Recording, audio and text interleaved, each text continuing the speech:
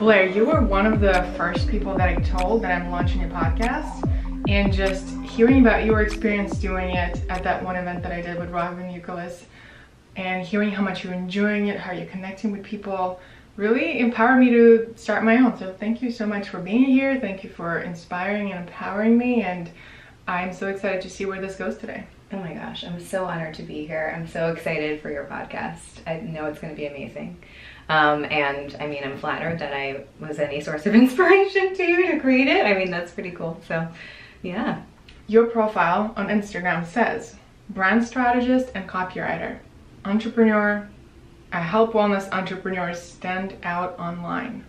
You're the host of the Brand Yourself podcast, creator of your wellness brand, and people can grab your free brand clarity workbook and more in the Linktree link below.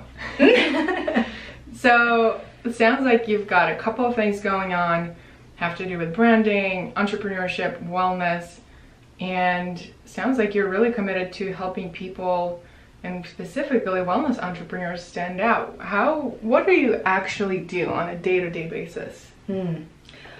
Well, I guess, like I said, well, like you said, I'm a brand strategist and copywriter. So what that means is I help people get really clear on how to position themselves in the wellness industry by being who they really are.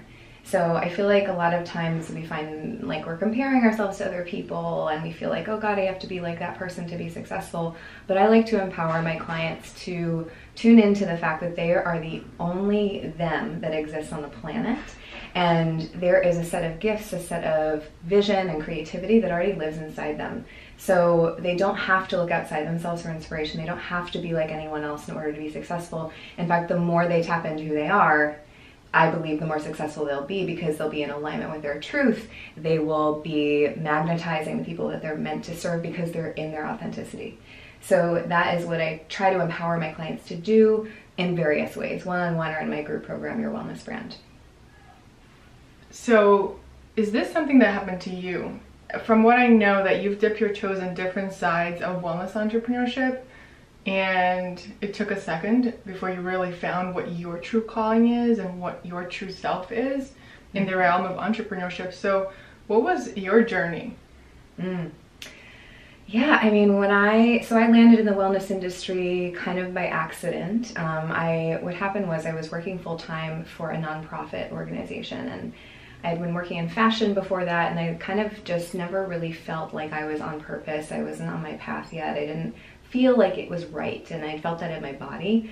And then one day I stumbled upon the Institute for Integrative Nutrition's website, and just like my whole body lit up and leaned in. Like it was like, oh my God, this is what I need to do. And I had always been passionate about health and wellness. I had struggled with my own health related things, just like overeating and then restriction. I never had an eating disorder, but like I had disordered eating. And so I was always interested in fitness and reading all about health and wellness and, you know, whatever. So that's really what allowed me to dive into the industry. And then as I was getting my health coaching certification, I decided that I needed to work in the wellness industry, and that was my area. That was like my industry I knew I'd be in. So I started to apply for different jobs at different companies, like Mindbody Green and like... Didn't we all? Yeah, I know. And then I also applied for a job at the Institute for Integrative Nutrition, and that's where I got hired, and that's where my like real like path began forward. I feel like on purpose, like being in the right space at the right time. And as I stepped into that, my professional confidence grew, my skills grew. I was speaking in front of audiences of thousands at conferences, and you know, I was really pushing past my fear, because at the time before this, I was really insecure about myself and about what I could do. And I was just in the perfect environment to nurture, you know, my truth and my strengths.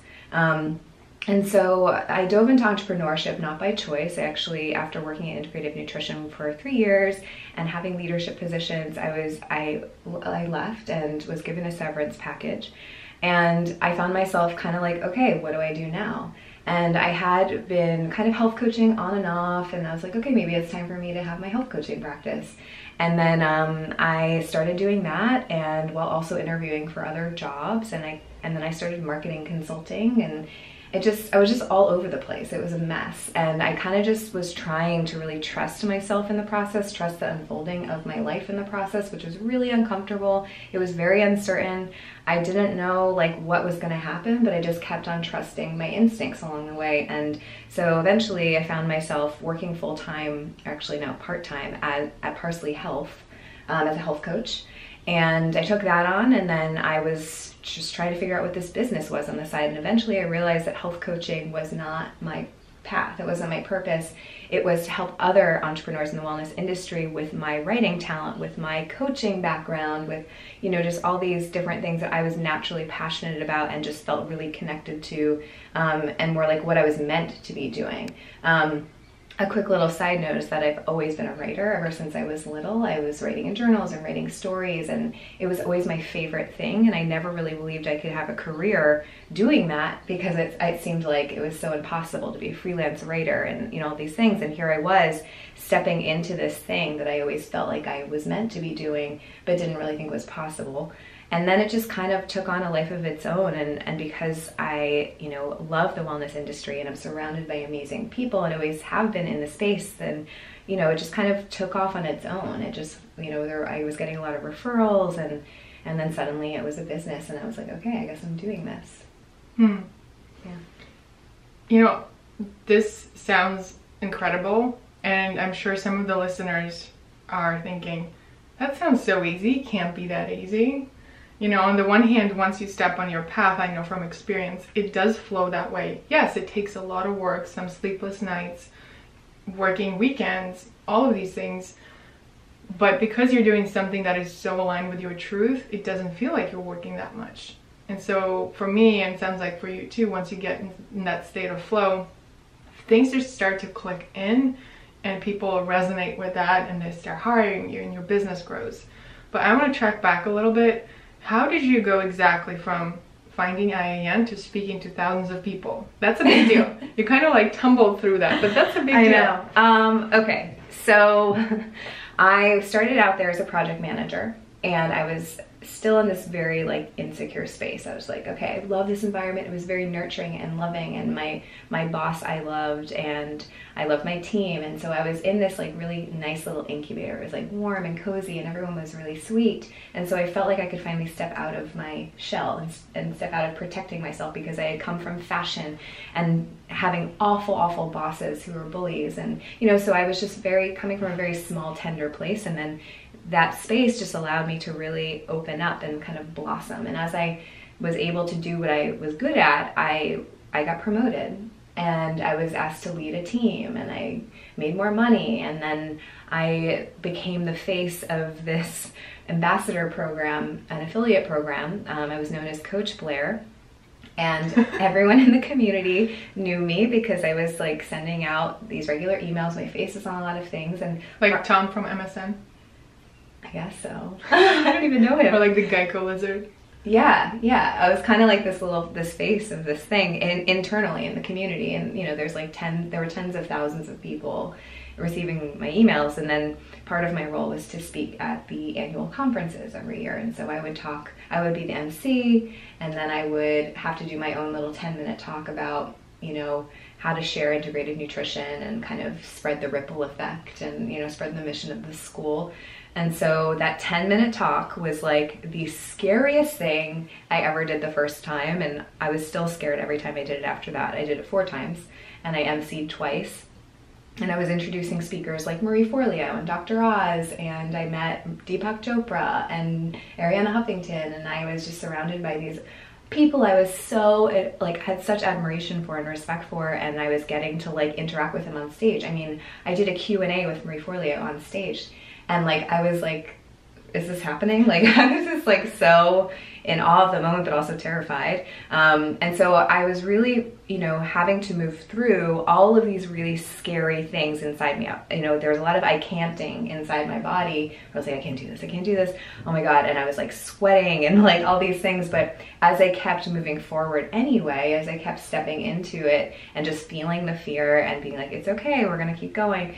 Like, I was able to move past those fears. I was able to grow. And so while I was speaking on stages like a couple times a year. It was still horrifying and made me really anxious, but I did it and I enjoyed it after the fact. It was such like so exhilarating. And so yeah, that's how that all kind of happened. So, you know, I think first of all, it's such a confirmation when you end up surrounding yourself and finding yourself in the company of industry leaders. That's just such a confirmation that yes, you're on the right path, you're doing the right thing. And I can only imagine how exhilarating it must have felt to be on that stage. That's absolutely incredible. And, you know, the thing I want to point out is that you had those fears, you had those insecurities. And what most of us will do in those situations is not even take on the projects that feel, you know, scary or we feel like we're not ready for, but you kept taking them on and somehow moving through those fears and insecurities. So were there any particular tools or books or coaches you worked with to really move through that? Yeah, so I've always been into personal growth. I think my first personal growth book was at age 22. I was reading A New Earth by Eckhart Tolle. That was my first book. And it just awakened me to the fact that my feelings were not me. My fears were not me. And so I had been aware of that since that young age and had used that as a way to like move through different difficult moments in my life, whether it was, you know, in relationship or in my career. And, you know, when I would, before I get on stage, I would do a meditation. I would sit and get really centered and feel my heart beating and just be like in it. And then I'd also listen to a really motivational, little tidbit from, Abraham Hicks. And it was like really like uplifting. I think it just really brought my vibration up a little bit. And so I was able to like remember that this is just part of my journey, you know. So I don't know, there are like little tools like that I would use, and I just, you know, I would just pace. I mean, I would just like, you know, move my body. I feel like I'm a very heady person. I can get really in my head, and I'm a Gemini, and like, so I have a lot of energy, and sometimes it winds up all the way up here, and so I'm not really in my body. And so I've learned that the more I can be in my body, that I can feel my feet on the ground, take a deep breath and feel it in my belly and just breathe into where the anxiety is, like, then I'm just able to kind of like soften a little bit and just like be present, and not really let my mind be the thing that's driving all of it. Everyone listening there, why don't we just all take a deep breath in and feel our feet on the ground right now? I'm not a Gemini, but I suffer or struggle or deal, however we say that. I also have a lot of things stuck in my head, and a lot of times I find myself not being in my body. So this was such a great reminder to just be with everything that arises and then just stay in action. I think that's a very important thing. Mm-hmm. There's so much talk about manifestation and visualization, and whenever I give workshops or talks about this, I caught myself that it sounds like this dreamy, wonderful thing, but really it's important not to just get clear on what we want and make those lists, but take action. And for some people it comes innately, like for me, I'm just always in action since I can remember myself. For you, it seems like it does too.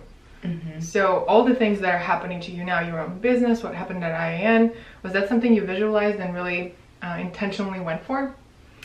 You know, yes, there's actually a moment I really remember. I was, so my ex-boyfriend that I was with for a really long time, part of his family lived in Maine, in Bar Harbor. And we would go up there to kind of just get out of the city, like on, you know, in the summer or whenever. And his mom is really spiritual. And she's just kind of a really inspiring woman. And one day she was like, why don't you just spend some time by yourself and, you know, don't worry about what those guys are doing. You know, she's like, you can take my beach chair, go sit on the beach and journal, and just do what you need to do. And so, because I was at this point where I was really unhappy with my job, and I was just like, I need to like figure out how to do this wellness thing. So I sat on the beach and I just wrote out, I really want to work in the wellness industry. I feel like I want to be a project manager. That feels really good. I like being organized. I like tasks, and I was just like, I really like that. And I made a list of all of these different companies I wanted to apply to.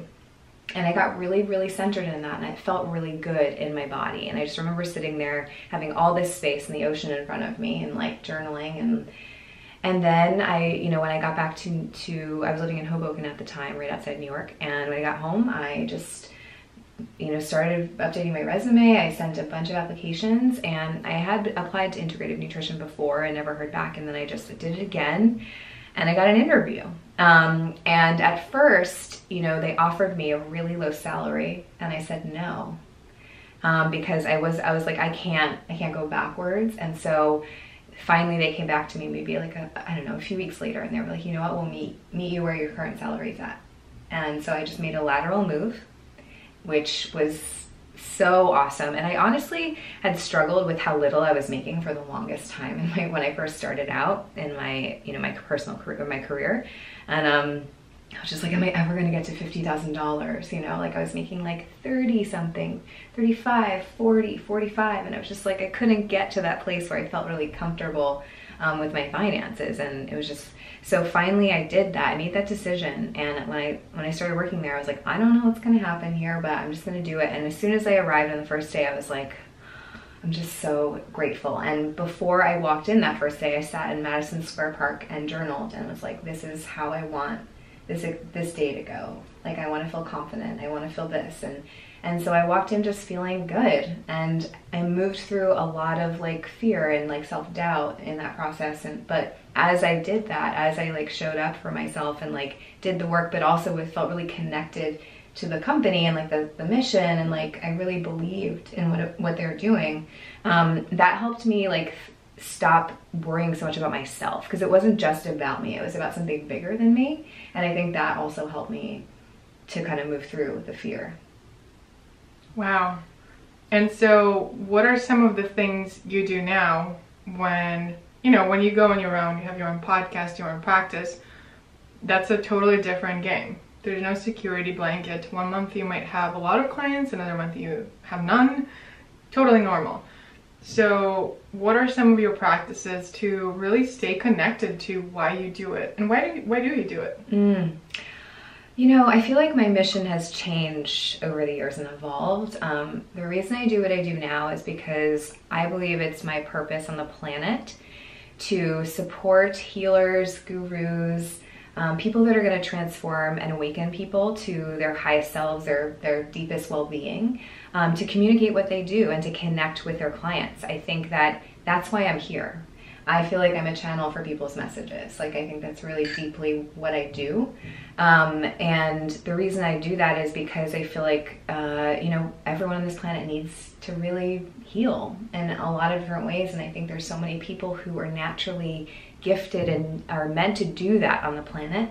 And I'm there to empower them to do that while also being who they really are. Because I feel like our whole lives, we are kind of told we're not enough.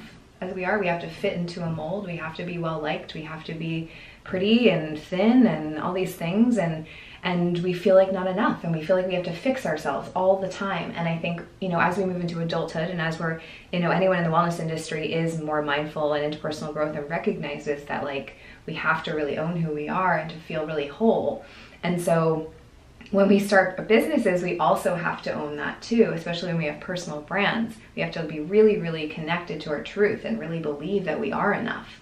Because when we are whole, when we feel whole, and we come from that place, we magnetize the opportunities, the clients that we're meant to have. And I feel like I know this because I've experienced it in my own business.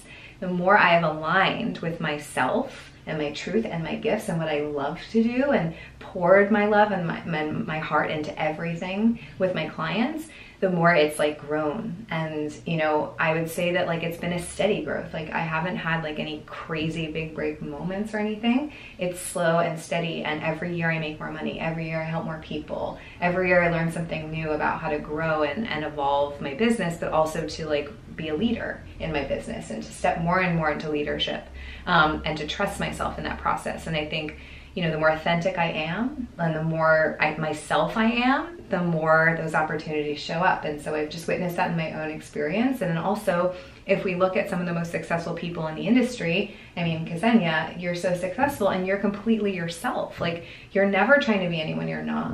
And there's like Gabby Bernstein or whoever, even the craziest multi-million-dollar people who are successful are not being anyone else. They're being themselves, and they're owning their journeys and stories and you know, wounds and all the things that make us who we are.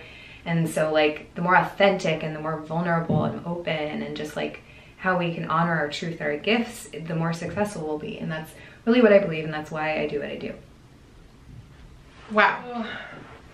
I am so clear now why we've been put together and why our paths kept crossing, because a couple of years ago I had an experience where I was given my mission as well, and it's very similar to yours. It's to use specifically social media to empower the healers of the world and people who want to transform the world to share their message online. You know? Yeah. So cool. I just recently came out of my closet of doing this with clients. You're doing it very publicly, and from your experience working with clients like this, and from my experience, what I've noticed is that a lot of people who are healers and gurus, you know, they have an incredible vision. They meditate daily. They're so connected to what they want to create, but they just don't have that access to how do I share that on Instagram? How do I make it deep and beautiful and resonate with real life people? So there's this huge gap. And what has been in your experience, what is it really? Maybe there's certain components, certain skills that help those kinds of people, healers and change makers, make a positive difference in the world using branding and technology. Mm-hmm. Yeah, what I'll say about that is that I think sometimes, you know, the visionaries are not like innately talented in communicating what they do in a way that people are going to understand. Especially like a spiritual person, it's hard to really translate what that means to people. So I feel like I'm the person that grounds the vision and is able to communicate exactly what it is in a way that's going to resonate with their target audience. So, you know, in a marketing, you know, from a marketing perspective, you know, you can't really sell anything unless you know what the solution is that you offer, and you know that it works. You know how you want to position yourself and what you want to be known for. And you know who your target audience is. If you do not know your target audience, you're not going to be able to sell anything, because you have to speak their language. And I talk a lot about this on my podcast and in my work. You just have to really know them on a deep, deep level. You have to know them, like when they wake up first thing in the morning, how do they feel? Like how do they feel in their body? You know, what's the thing that's getting in the way of them having what they want in their lives? And how is your solution the thing that's going to get them from point A to point B? So I think that, you know, the heart-centered people of the world, the people that want to heal people and to awaken people, you know, are so gifted in that thing, but it's like they can't bring it to life online because they don't know how to talk about it. They don't know how to explain it because it's so part of who they are. And so I help reflect back to them, like, this is how we talk about it. Does that sound good to you? And in the process, I'm not like saying this is it, you have to do it this way. I'm empowering people to really see what's already true for them and to like communicate it back to them in a way that feels really aligned and authentic. So that's kind of how I feel like I do it and what I do. I'm sure it's very similar for you. Yeah, definitely. For me, I'm more of the space and the clearing that really listens to people and tries to put my finger on what it is that they want to communicate. And then I just reflect back to them what they said and what I'm feeling in this space. And then they have these enormous breakthroughs. Like last night I had this consult with this incredible woman who is combining wellness and fashion, empowerment and style, personal style. And it was so incredible to just work with someone who's so ready to deliver it to women and so committed to bringing her offering to the world, and just needed a little cheerleading and a little more clarity of saying, yes, you can do this. These are the words that may help you. This is like the format that may help you. And we all need that. We all need that. Oh my God, yes, yes. I mean, people come to me all the time and they're like, I have so many ideas. I feel like I could go in different directions with this. I have multiple passions, but how do I do this? I don't know what I'm doing. And they feel really stuck and they're just like, I can't articulate it, or I just don't feel confident in what I'm doing. And the clarity piece is so, so, so important. You know this. But that's step one. It's kind of like you really need to get clear and grounded on your idea and your thing. And then you can start to really communicate it. And I do believe that we need people to reflect this stuff back to us, because we're too close to it sometimes. Like those of us who have our own brands, like we also need people to help us, because even though we're experts in these things, sometimes it really helps to have that reflection and for somebody to be like, oh yeah, that's your thing. This is what you're saying. And we can't always hear ourselves in our own truth. For me, I journal a lot, and journaling actually helps me to really get clear. But I do feel like having someone else to be like confirming that this is a good idea and that this is the thing that I need to be doing is such a confidence booster, for sure. I find that we all know exactly what we should be doing. It's right there in our gut. Yes. Whether we have access to it or not, that's one thing. It just takes practice. But then whether we follow it or not, it's just a matter of choice and commitment. Yes. And so I love your approach in that you don't tell your client, this is the way. I do a similar thing where I present my vision, or I present what I heard, and then I ask them, how does that feel for you? And it's not going to go anywhere unless they feel like it's right.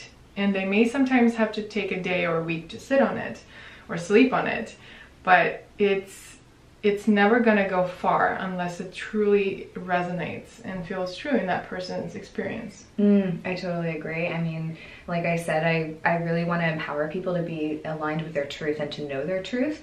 And so, yeah, I do a discovery process with every client that I work with one-on-one, where I ask a ton of clarifying questions. I have to know who they are, where they're coming from, why they want to do what they're doing, what their vision is for that. And then it's kind of like, okay, now that I know you, now let's talk more about this business stuff, because I feel like where we come from and our perspective on things actually is part of our brand. Like how we landed here, our story, all these things. And so, you want to align your story with your business, if you're a solopreneur. And so, yeah, like helping them to see how their story fits into this and how it reflects on what they want to be doing. We're saying reflect a lot, but it's like we're just reflecting back to help them see the truth over and over again, so they can really see what's really there, versus us being like, oh no, this is exactly what you should be doing, and empowerment and helping people realize that they are leaders already and they just need to step into it and they need to own it is like huge in being an entrepreneur. What are some of the favorite projects you've gotten to work on? Oh gosh. So many. I mean, whenever I work with a spiritual teacher, I am like, feel like I'm learning from this person. I mean, there's so many clients I've learned from just through our discovery sessions. Someone that comes to mind is Matt Kahn. He is this spiritual teacher. He's amazing. He has a YouTube channel. If you don't know him, you should check him out. He's a medium, he's a healer. He just has such a gift for what he does. And so I always feel so honored when I get to serve someone who's really going to be impacting the consciousness of the planet. Like, I'm like, whoa, this person is so gifted, and here I am helping them communicate their message. And he was so happy with the copy. And he's like, you have just completely changed how I thought I could communicate about this. And it's always in a way of bridging the gap between this expert and the audience, so that they can meet, so they can connect, and so he can serve more people. So that's one project that comes to mind. And I mean, I have a group program called Your Wellness Brand, and it's, an intimate group of about 10 entrepreneurs who are just kind of starting out or getting their whole business going. And it's just, there's so many breakthroughs that happen, and there's so much internally around self-doubt that people can move through, and clarity that people get. And then at the end of it, they're like, I never thought I could do this. I never thought I'd be here, where I was so confused when I started, and now I know exactly where I'm going, and I feel really confident, and I know it's going to be something. And it's just like, that's why I do it, because it's like, yes, you can. You just have to like get through the kind of the noise and the clutter that's in your own mind. So the thing that probably a lot of you guys listening are thinking is, and I certainly had that I need to be in a certain place of clarity and knowing where I need to go before I invest into my brand. Why would I hire a copywriter, a branding expert, a strategist if I'm not even sure what I'm doing? It might change 2 weeks later. For me personally, I've started so many projects and I bought so many different domains, and some of them live for a month, some of them live for 6 months, and some of them are gone within weeks. And some of them live on like breakfast criminals for 5 years and counting now. So what is a good time for someone to really start thinking seriously about their brand and hire and invest in help outside? Yeah, I mean, I think it depends on the person. You know, I've worked with people who are still enrolled into integrative nutrition. They're becoming health coaches, and they know which direction they want to go in for the most part, but they want to really launch their business with a real website that's actually them. They don't want to just launch like a templated website, which I see a lot of people do. And I say that I feel like that's actually not serving you when you launch a website without really getting clear on these things first. So, I mean, I think you have to trust your gut instincts on this kind of thing. Like if you feel like you really have a sense of the direction you want to go in, but you're not really sure to bring it to life online, you're not really sure to communicate about it, you don't really know who your target audience is, you have resistance to choosing a target audience, and you've launched a website and it's just not really working for you. You know, you're not really getting any clients. People don't, when you try to talk about what you do, you kind of stumble around, and then your website doesn't really communicate it effectively. So, you know, in either of those scenarios, that would be like an opportunity for you to hire help. I do think that, you know, if you have no idea what you want to do, you are still kind of in this process of like learning and figuring it out, and maybe you want to take on some test clients to see if you actually even want to do one-on-one coaching or whatever it is. Give yourself space to explore that. But if you're someone that knows you're ready to like launch into this, and that you see the value in branding who you are, and you're ready to do that, you're ready to figure that out, like, then that's a good time to do it. But like I said, I think I would honor your instincts on it.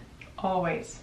On everything. Everything. And I have to say, trusting myself and my gut was something I struggled with for the longest time. It's actually one of my biggest life lessons, is trusting my intuition. And this got me in trouble in my life, mostly in area of relationship, where I just could not trust my instincts around this one relationship. And this is a wonderful person, but we were not a good fit, and I kind of knew it from the very beginning, yet I moved in with him. And then I got back together with him after we broke up. And you know, I feel like he was a huge teacher for me, but as soon as that relationship finally concluded and I finally said, okay, this is not the right person for me, and I honored that truth for myself, not only was I relieved, but I promised myself I would never betray my intuition again, because I felt like I was compromising my truth for so long and compromising myself.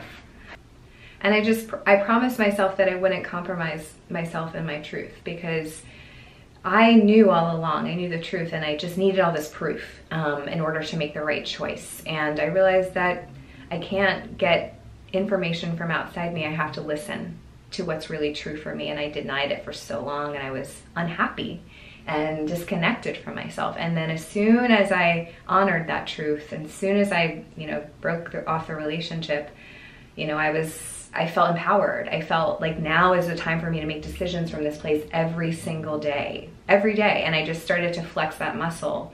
If there was a time, for example, I couldn't really remember the street that I needed to go to this cafe on, I would tune in and be like, okay, which direction do I think it really is? And then I would trust it. And then I'd go and it would be right. So it's like, you know, there are different ways to practice this, but I think it's so important to trust your instincts in business, because I think a lot of times we can get very heady and strategy focused and very cerebral about how we go about it. But your gut and being connected to your truth the whole time is so important when you make decisions, make investments, all of that stuff. So how much of your work comes from intuition, and how many of the projects you put out there or take on come from that place, and how much of it is strategy, and how do you find the perfect balance between those two? You know, it's all instincts. You know, I just know when to talk strategy, know when to Like for example, when I'm doing a clarity session with a client, you know, I'll be like, you know, I know you're saying this thing, but I'm feeling like you really want to do this thing. You know, what during our brand clarity sessions, I feel like is really where my intuition is playing a role. And then, you know, I'll reflect back to a client, you know, what they're telling me, but then I might have a feeling in my gut that actually they kind of want to go in this direction, and I'll communicate that to them. So I just really try to honor my truth, and I also try to not be afraid to tell my client what's actually coming up for me, because I think sometimes, you know, we can think, oh God, like I shouldn't say that. But I find every time that I really honor that, it helps them get more clear. So that's really where I feel like the intuition plays a role in that very beginning phase. And then when we move into creating their website copy, when I talk to them about how to structure their website and create a great user experience so that when we put the copy in the website, it's actually going to get people's attention, engage your audience, and then have them take that action that you want them to take. That's when the strategy plays a role, because I know that stuff, and I know it works. So I think that I instinctively know when to bring both into play. What would you tell to someone who is doing all the things, who is listening to your podcast maybe, and posting on Instagram, sharing their message, who's kind of clear on what they're bringing into the world, but it's just not picking up? And they're looking around, they're looking at people who have 100,000 followers and 1 million subscribers, and just wonder, you know, what am I doing wrong? Why is this not picking up? What's missing? Well, I think it's usually one of two things. One is something's out of alignment for you. Okay. So that means that maybe something internally feels a little bit off for how you're putting yourself out there. Maybe the pathway forward that you've chosen actually is something that you felt like you should do, but there's another thing you think that you feel more drawn to, and maybe you're just not honoring that yet. So I would say just kind of check in with yourself. Do I really feel aligned with what I'm creating? Is this authentic to me? Is this message really mean something to me? And then the other thing is the other like scenario that maybe it's not working for you is because you don't know your target audience. So one of them is a little bit more ethereal of an option. You're not really honoring your truth, which is a bit more energetic. So you're not really energetically connected to your work. And the second is more strategic. So do you really understand the pain points, the desires, the day-to-day experience of your target audience? If you don't understand that, then your words are going to fall flat. And oftentimes I see people making their Instagram posts a little bit too much about themselves and not offering value to their reader or the person interacting with their content. And so I would reassess how you're handling that. And do you really know that person deeply enough? Do you need to take it a step further? Do you need to adjust who that audience is? And also just see who you're already attracting and who you've been attracting maybe naturally, and just kind of take stock of what's showing up for you.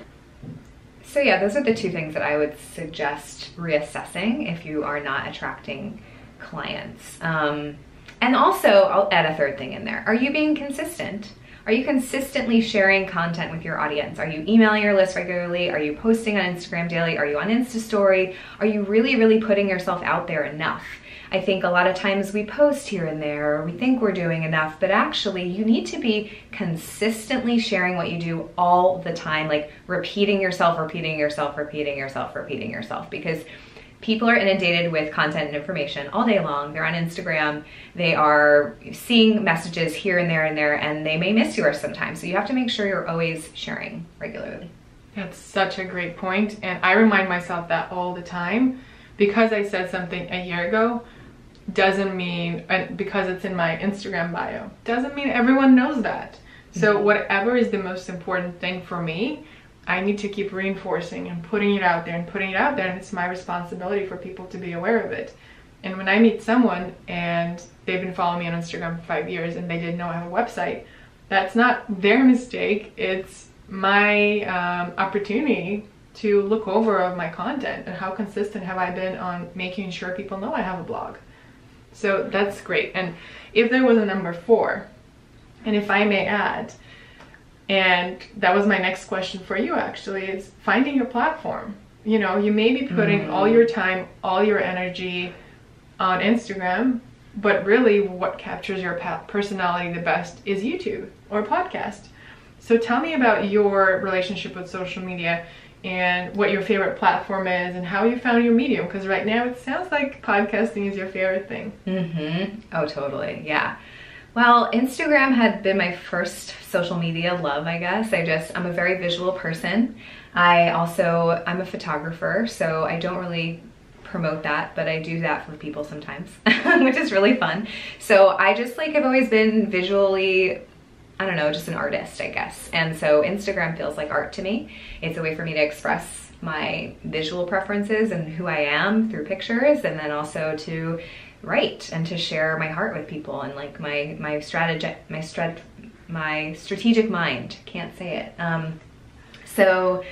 So yeah, I would say Instagram was the first thing, and then the reason I got the podcast came from a conversation with a friend, a mentor of mine, and I was like, how do I take my business to the next level? How do I make myself put myself out there more? And she was like, start a podcast. And I was like, cool. And then I had a conversation with this woman I talk to once or twice a year, who's kind of like a medium.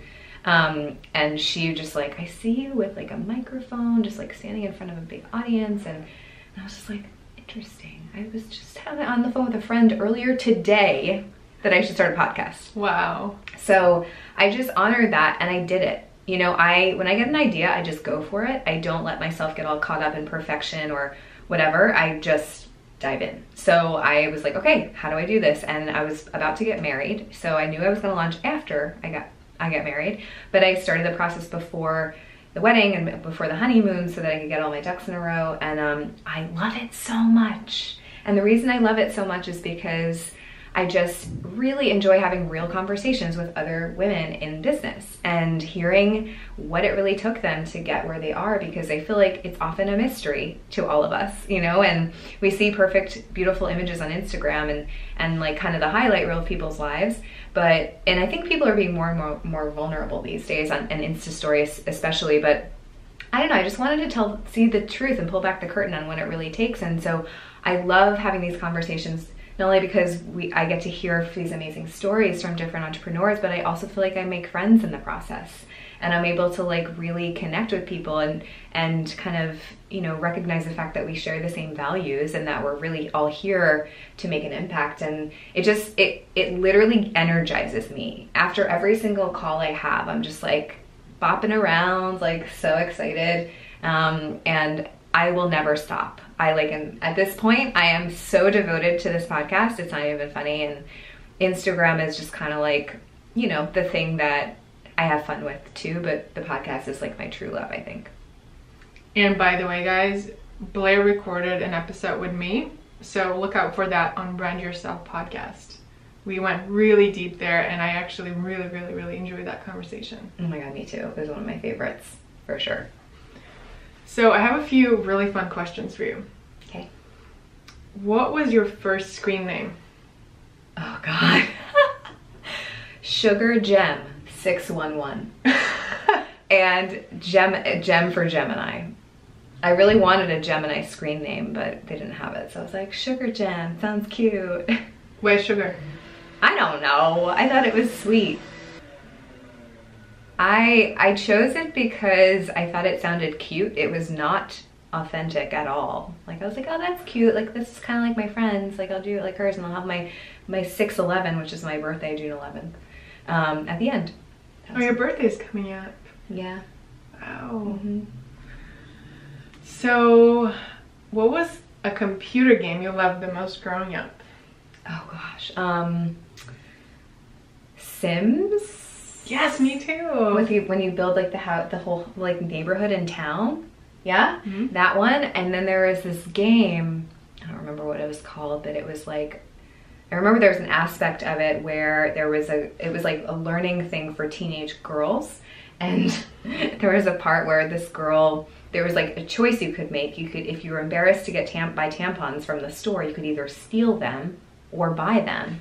And if you stole them, like you went behind bars, and then if you bought them, like it was okay. And I don't really remember what this was, but so random. And I remember playing it and loving it. It was hilarious. Another thing I'll mention, because I'm thinking of it now, I had a wall of Leonardo DiCaprio images right next to my bed. Very important. I was very obsessed with him, and that I would get really upset knowing that I would never meet him. But there's still time. There's still time. Why would you tell yourself you never meet him? I don't know. I just didn't think it was possible. I didn't think it was, but you know, I know we've crossed paths before, you know, so. Anything's possible. Yeah. I know a gym where he works out, so we can talk about that later. Okay. I mean, honestly, like I liked him back then. I don't know how I feel about him these days, but yeah. Now you respect his artistry. I do. Oh yeah, he's such a great actor.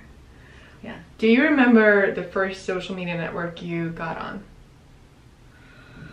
I think there was something in high school. I don't remember what it was called, but it was like a message platform and you could like gossip about people. It wasn't a very nice platform. Sounds terrible. It was awful, actually. That one, and then, I don't know, his AOL Instant Messenger account. Yeah. I was on there. That was like the most exciting thing. Email and that kind of thing. And then Facebook came out when I was in college, so.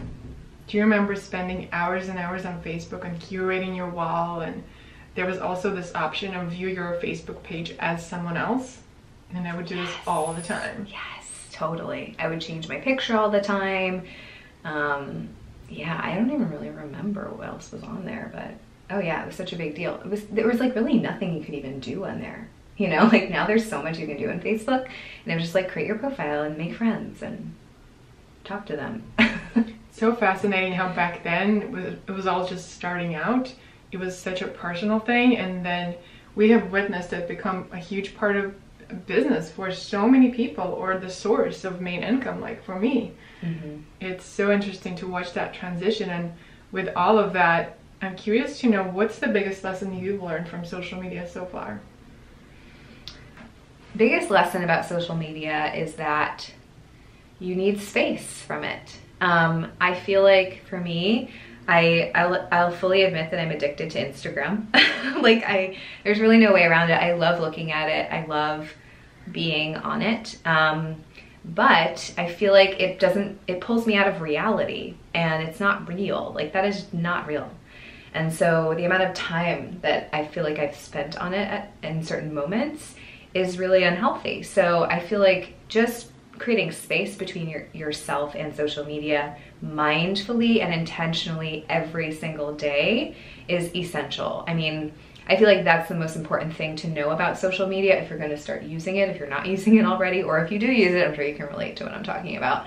But yeah, I think create space and be intentional about it. So like, why are you using it? I mean, I think for me, it's more of a business platform now, and I do just enjoy it personally, but you know, I'm looking at it more as a business at this point so that it doesn't dictate how I feel, which it has before. You know, just kind of, we compare and despair and sometimes see things that trigger us and make us not feel so great. So I feel like just having a healthier relationship with social media would be my biggest lesson. How do you personally create those boundaries?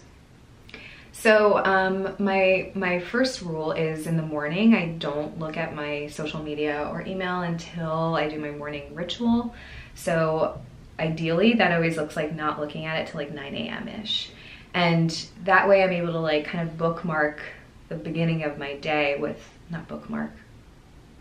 That way I'm able to just have this space in the beginning of the day to really tune in, to really set my intentions, to not be pulled into something that could potentially make me feel really crappy about myself right off the bat. And that sets the tone for the day. So that's like my hard and fast rule. I'm not gonna say I'm perfect at it. I'm definitely not. But the majority of the time, I succeed at doing that. And then there are moments where, you know, I go in and out, but that one's super, super important to me. And then also, the other thing that I do is when I'm working during the day, I put my phone on airplane mode and set a timer for 30 minutes so that I can do focused work for that period of time. I cannot tell you how much, like, involuntarily I pick up my phone and just look at it and get caught in this loop of looking at things. So that one has been helpful. Like, that one has been so helpful around my productivity and focus, because I feel like social media has made me a little bit ADD. Totally agree with you. It's designed to distract us, so it's so wonderful to have those rituals and those boundaries, and I hope you guys all get to try it and let us know how it goes.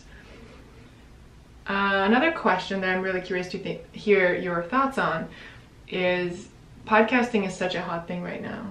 You got into it a little bit before it became this big and hot, and now there's so many people entering the game, and so you know, the thought maybe, is it too late? Or is it gonna get oversaturated and there's too many people already speaking it? What would you tell someone who's debating getting there but is not sure that there's space still to enter the game? Well, I would say that there's room for everyone, always. I think, don't think about it from a scarcity mindset, first of all.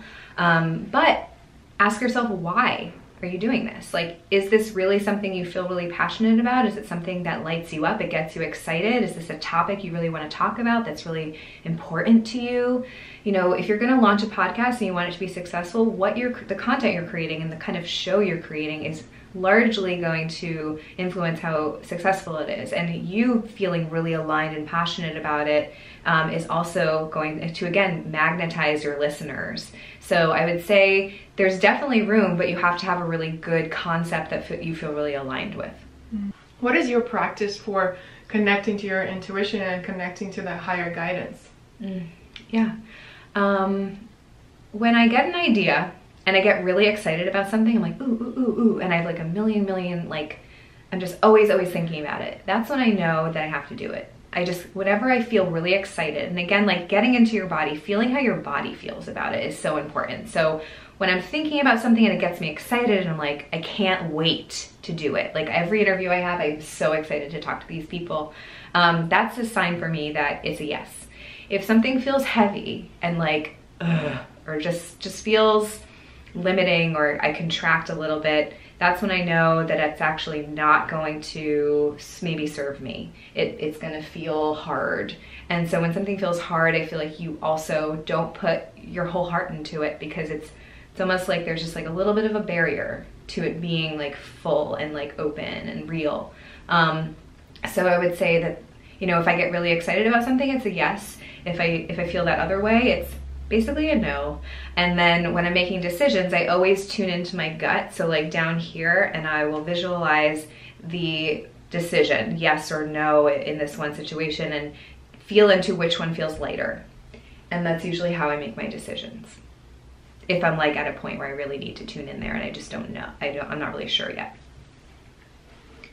Besides your podcast, what is making you feel woke right now?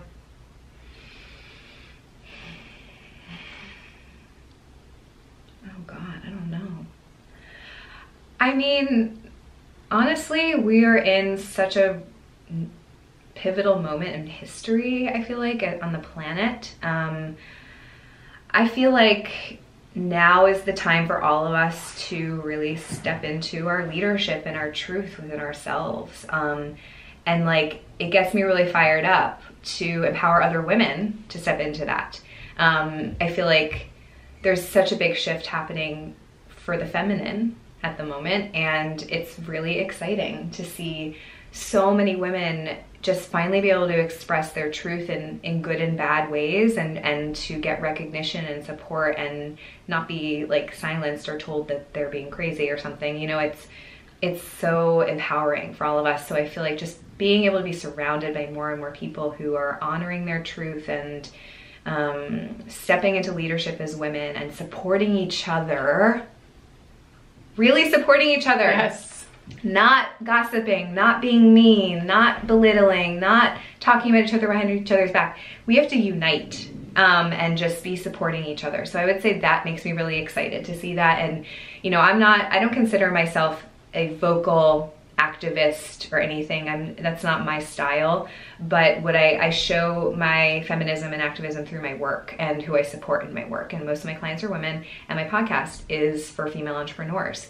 And that's because that's who I want to support right now, and I naturally feel drawn to that. That's intuitively how I feel. I'm always honoring my truth in this process. I feel like a lot of times we can feel like, oh God, I have to be this thing in order to show that I'm supporting women or supporting the evolution of what's happening in our world right now. And it's like, just do it your way. It's okay. Do it your way.